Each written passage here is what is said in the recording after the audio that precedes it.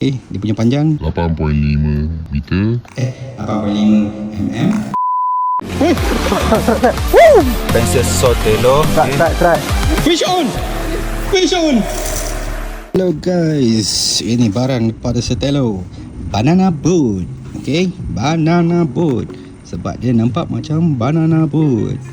Alright, so dia punya action ni macam pensel, sama, zigzag.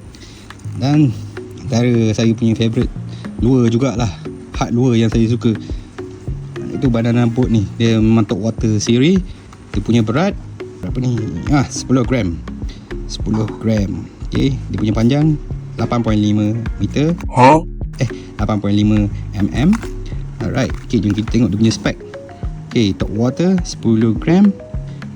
Alright, dia punya length 85.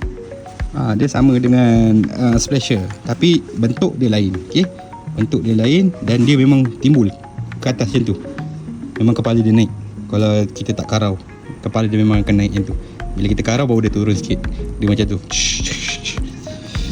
Okay, so dia ada yang tengok pada tengok ikan nak makan apa. Kadang-kadang dia nak makan splasher, kadang-kadang nak makan banana boat ni.